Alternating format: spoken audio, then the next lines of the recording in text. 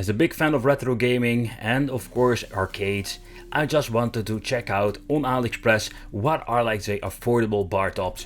The main problem I'm facing when getting these bloody things is that we're going to get like extremely high shipping cost, and that is unfortunate because some products are pretty damn cool but like too expensive to ship to a certain country or location in the world. In the last time I reviewed all kinds of products, there was one particular one that I really liked, and this was like this tiny, let's say Pandora's box weird looking device. It is for one player option. We did have the option sometimes to even get with Pioneer inside, more power, more gameplay, and we can even hook it up with an extra controller to play together with your friends.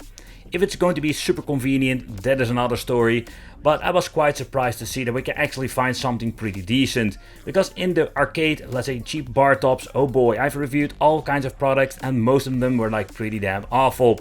With the Super Retro Mini, it was a very interesting piece of equipment because we also have the option to change the aspect ratio of the monitor, because the Pandora box in the inside didn't have this option. Now with the newer models we did have these options of course, but the Super Retro Mini, it's still one of those arcades I still really love to own in my collection and play in sometimes.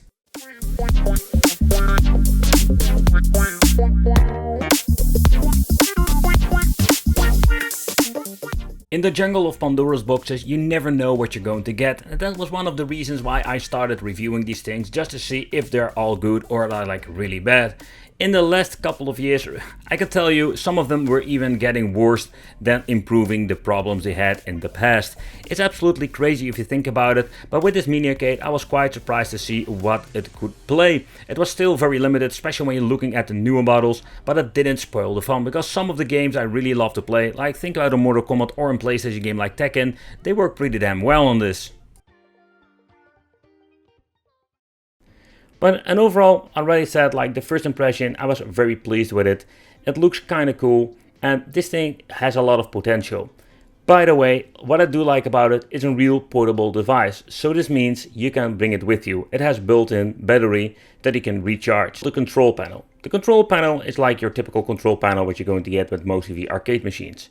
It is a 6-button layout, so this means you can play up to, let's say, PlayStation 1, but you can miss out some buttons with some games. But overall, more than enough for most games. The joystick itself is a very nice, loose micro-switch joystick, and I can say this thing is super responsive, very pleased about it.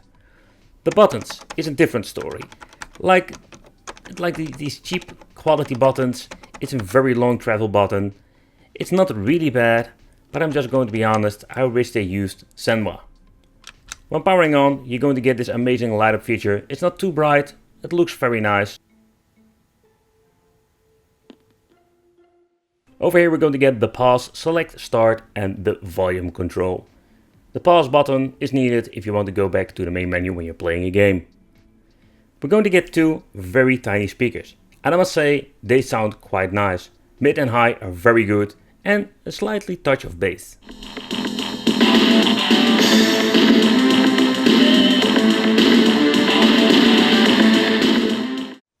But besides the light up buttons, we're also going to get a light up marquee, and it looks amazing. They did a very nice job with this, because some of these bar tops or mini machines look awful. At the back we're going to get the input for the power supply and also for charging, HDMI out.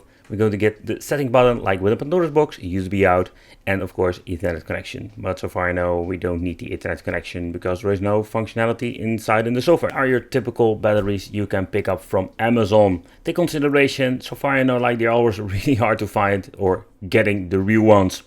You can replace them very easily.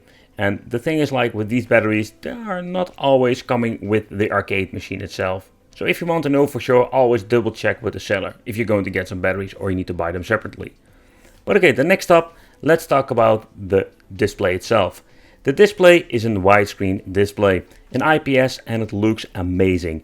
But there is a way to change the aspect ratio. I can already tell you that I figured out how to do that. It's not a really convenient way, but the display is very bright and very colorful. The thing that we need to do is remove the front plastic.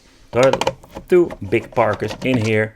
You need to remove it and you can just lift it off. Super easy, or better said, easy peasy. It's not super convenient, then you need to remove the panel. And here we can find the buttons to basically navigate through the menu. And with the menu, I mean of course the menu of the LCD display itself. Here we can change out the aspect ratio from 60:9 by 4:3, something I wish they did with the software, but not a problem. We can do it with the LCD display. Take consideration with this version I'm having here, this particular version I can do it. I don't know if there's a different brand out there, if it also has this option. Okay, so that fixes the aspect ratio, but there was another thing some people really hate, and that's the filter option. So nowadays with these devices we're going to get like a filter over it that doesn't look that pixelated. So if you don't like it, you want to have the original one, you need to go to the software pressing the tiny button at the back like with a Pandora's box, go to the system menu, and here we can change out quality optimization, turn it off, and it will look exactly like it was back in the day. Round 1, fight!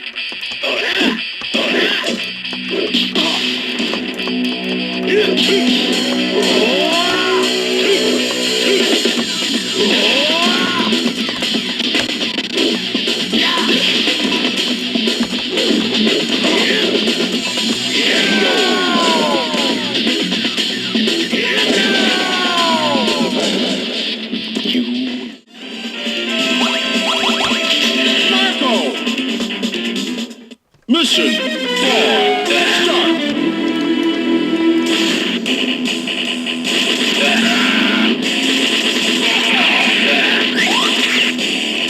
Thank you.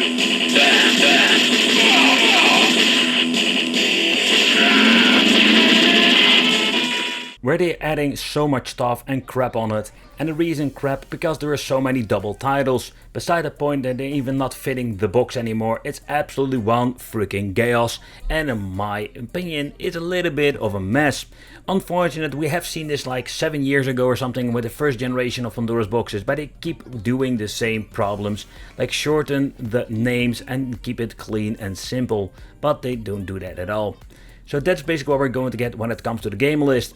Yep, we do have the option with this newer model to press the B and we can search. That is a very convenient thing, because there was so much on it that, including a lot of double games, it is very difficult to find. If they named the game file right, we're actually going to get the game we're searching for. And I must say it works pretty damn good. So I was looking at the manual the other night and I was more like, hey, there is an interesting thing. So this device comes basically with 3 different variations, also with a Raspberry Pi number 4. Both look in the inside.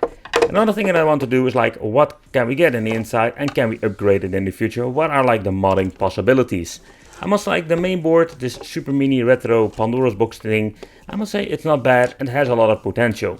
So here we're going to get in the inside. So we're going to get a couple of PCBs. The PCB over there, which you can see, is of course for the conversion of the batteries. Of course for the voltage that we're going to need in the machine. The left side is the driver board for the monitor itself.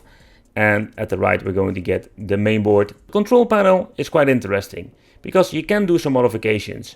When it comes to the joystick, to be honest, I don't know for sure. The joystick itself is okay, so I would not replace it. But the buttons, I think it was Sanwa that has original buttons that you can replace, so if you don't like them, you can always like swap them out for different buttons. Okay, so when it comes to, let's say, mini arcade machines, I have seen and reviewed a lot of them, but this particular one, I just have this special place in my wicked heart. They ship it out in a tiny box because this thing is not huge at all. It weighs around like 2.5 or maybe 3 kilograms. It's very compact and it's easy to basically put aside. And that's also one of those reasons why I just like it. Maybe the software is flawed and has a lot of problems that we have seen in previous Pandora's boxes. But still, this thing is so cool in many different ways, including everything that you're going to need. Unfortunately, not everyone comes with built-in batteries. Take consideration you need to buy them separately. Depends a little bit where you're going to buy it. The original main board that came inside is just fine for most gamers. And the Pi 4 is more powerful and has more options. But I think the Pandora's box version you're getting into the machine is very nice. Let me know in the comments, what do you think of a device like this? Would you pick it up? It's not super cheap, especially when you're going to ship it out to certain countries in the world.